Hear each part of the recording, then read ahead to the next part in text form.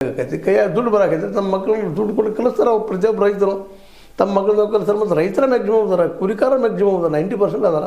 ಅವ್ರಿಗೆಲ್ಲರಿಗೂ ಎಲ್ಲ ಹಳ್ಳಿಗಳಿಗೆ ಶಾಲೆಗಳು ತೆಗದ ಅಪ್ ಟು PUC ಥರ ಮಾಡಿಬಿಡ್ತಪ್ಪ ಅಂತಂದ್ರೆ, ಹೋಬಳಿ ಮಾಡೋದಲ್ಲೋ ತಾಲೂಕು ಮಾಡೋದಲ್ಲೋ ಯಾವುದೋ ಕಾಲೇಜ್, ಟೆಕ್ನಿಕಲ್ ಕಾಲೇಜ್, ಮತ್ತೆ ಕಾಲೇಜ್ ಫ್ರೀ ಮಾಡಿಬಿಡ್ತಂದ್ರೆ ಏನಾಗ್ಬೋದು ಹೇಳ್ರಿ? ಸುಮ್ಮನೆ ಜಸ್ಟ್ ನೀವು ಹೇಳಿಗತ್ತಿನ ಸರ್ಕಾರಿ ಶಾಲೆಗಳೆಲ್ಲ ಎಲ್ಲರಿಗೂ ಫ್ರೀ ಎಜುಕೇಷನ್ ಎಲ್ಲ ಮಕ್ಕಳಿಗೆ. ಇಲ್ಲಿ ನಾವು ಯಾವ ಮೀಸಲಾತಿ ಇಲ್ಲ, ಮತ್ತೆಲ್ಲ ಯಾವ ಜಾತಿ ಕುಲ ಧರ್ಮ ಏನೂ ಇಲ್ಲ. ಎಲ್ಲರೂ ನಾವು ವಿಶ್ವಾಸ ತೆಗೆದುಕೊಂಡು ಮಾಡಿದರೆ ನಿಶ್ಚಿತವಾಗಿಯೂ ಇದು ಉದ್ಧಾರ ಆಗುವಂಥದ್ದು. ಆ ದಿಶೆಯಲ್ಲಿ ನಮಗೆ ರಿಸಲ್ಟ್ ಕೊಟ್ಟದ್ದು ಗುರ್ಲಾಪುರ ಅನ್ನುವಂಥದ್ದು. ಗುರ್ಲಾಪುರದ ನಡೆದಂಥ ಘಟನೆ ಐತಿಹಾಸಿಕದು, ಬದಲಾವಣೆ ಆಗೋದಿಲ್ಲ ಅನ್ನುವಂಥವ್ರಿಗೆ ಉತ್ತರ ಕೊಟ್ಟದ.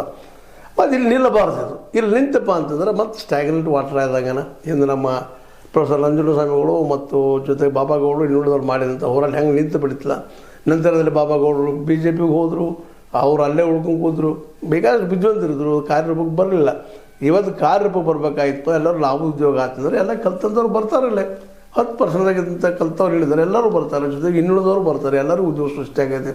ಅಲ್ಲೇ ಶಾಲೆಗಳು ಸರ್ಕಾರದ ವತಿಯಿಂದ ನಡೆದಪ್ಪ ಅಂದ್ರೆ 10-15%, 20% ಅದಕ್ಕೆ ಇನ್ವೆಸ್ಟ್ ಮಾಡಿದ್ರೆ ಇಡೀ ದೇಶನ ಬೌದ್ಧಿಕವಾಗಿ, ವೈಚಾರಿಕವಾಗಿ, ಅದೇ ಕಾಲಕ್ಕೆ ವೈಜ್ಞಾನಿಕವಾಗಿ ಬೆಳೆಯೋದ್ರಿಂದಾಗೆ ಎಲ್ಲ ಸಮಸ್ಯೆಗಳು ಸಾಲ್ವ್ ಆಗ್ತಾವೆ. ಒಂದು ಅಮೋಘ. ನಿಮ್ಗೆ ಏನು ಅನಿಸುತ್ತಿದ್ದು?